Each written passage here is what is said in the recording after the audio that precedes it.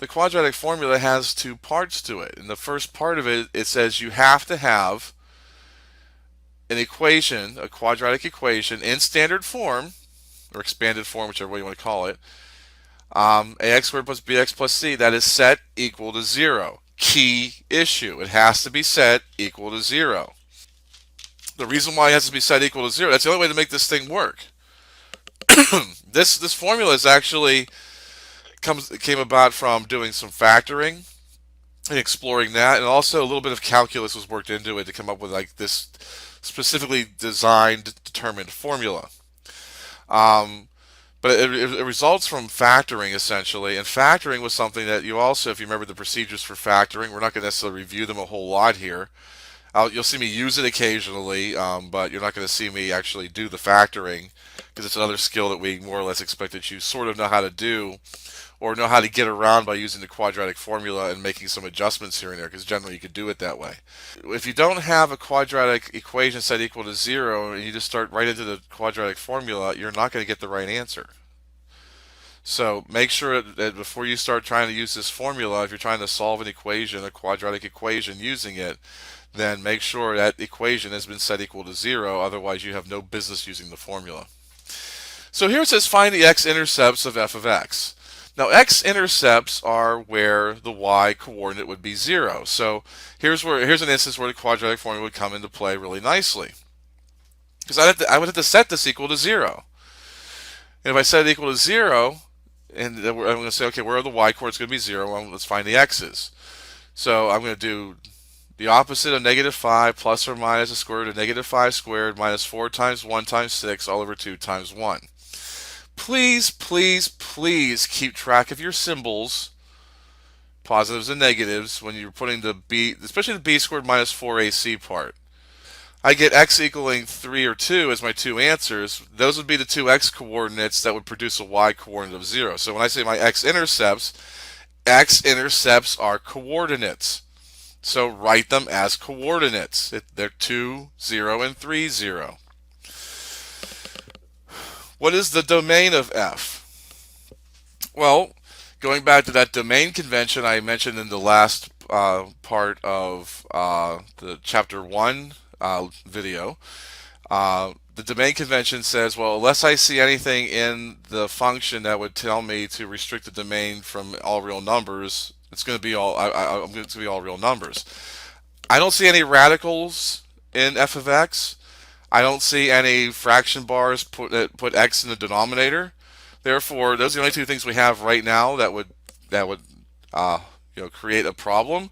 Therefore, there really is no problem. Plus, I mean, as I said before, quadratics are polynomials. Polynomial functions are always going to have a domain of all real numbers. So there's no reason to restrict x. This is with all polynomial functions, so my domain is all real numbers. The range. Now, unlike a linear function, linear functions, the x and y, the y's both go on forever.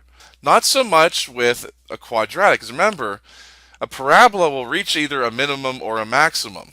So it's either going to be a lowest point, which means that's the furthest it could possibly go down, or there's going to be a highest point, which means that's the furthest it could possibly go up.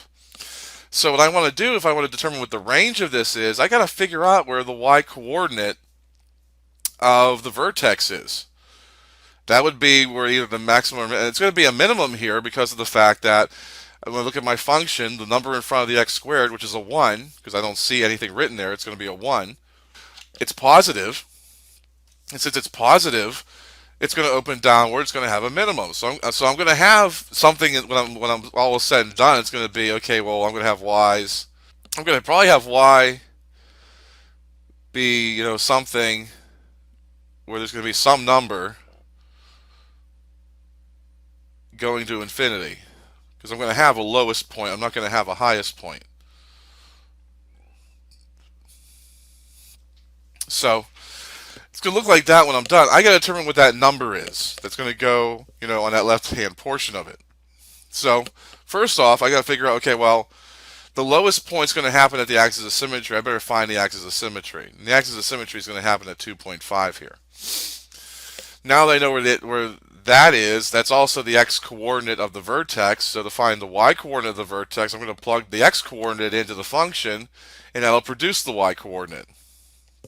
So I want to erase that stuff here. Get rid of that. So the vertex is going to end up being at 2.5, negative 0.5, which means that negative 0.5 is the smallest possible value for y.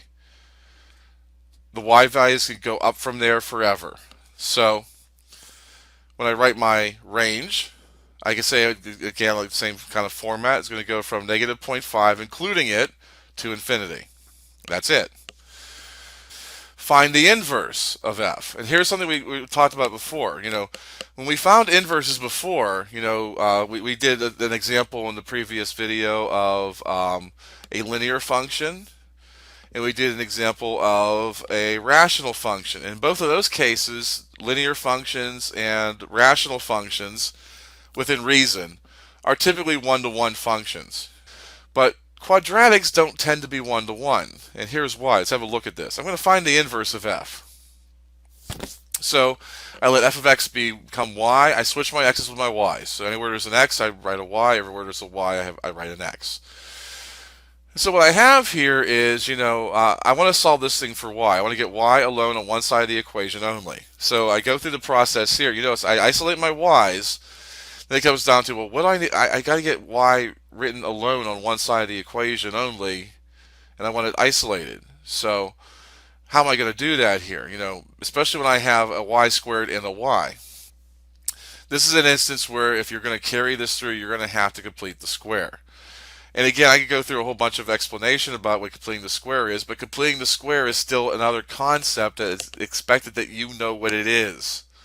So if you don't understand completing the square, I recommend going to the MAC, going to see your TA during their office hours, come see me during my office hours, but get that clarified, because if you don't know how to complete the square, there's going to be several instances where we're going to need to do that in this course, in this lesson as a matter of fact. That if you don't know how to do it, it's going to certainly cause you some difficulty. But the whole premise behind it is I want to add or subtract a number on that left-hand side that's going to make the left-hand side a perfect square trinomial. And for that to happen, I have to first make sure that my leading coefficient is 1, which it is. The number in front of y squared is 1. I'm going to take half of the number next to the y term, because that's going to be my middle term, and I'm going to square it. So I take half of negative 5, which gives me a minus 2.5. I square that, I get 6.25. I'm going to add that to the left to complete the square, but I'm going to add that to the right too, because I have to, in order to maintain both sides being equal to each other. Once I have that left-hand side written as a perfect square trinomial, I can then write it as a binomial squared. So I can write that as y minus 2.5 quantity squared equals, if I take the negative 6 plus 6.25, I get a positive 0.25, which means I end up with x plus 0.25 on the right. The good thing about that is now that I only have one variable of y, and once I isolate it, I'll be able to solve the equation. So what you see me do next is I square root both sides. I have to remember, though, that if I'm going to put a square root into a problem where it previously did not exist, that plus or minus symbol has to come with it. And then the last thing I do here is y minus 2.5. I add 2.5 to both sides, and I get y equals 2.5 plus or minus the square root of x plus 0.25. However, that's not a function, and here's the reason. That plus or minus symbol tells me that it's not a function, because if I plug a value of x in, say I let x simply be 0, because 0 plus 0.25 is 0.25, the square root of that is 0.5. So one answer would be 2.5 plus 0.5, which would be 3. The other would be 2.5 minus 0.5, which would be 2. And that means that I have a single x value of 0 producing two different y values, namely 3 and 2. That's not a function. One x produces one y only, that's it. That's usually a way that you're going to determine that, well, can the inverse of this be a function? And the answer to that is no.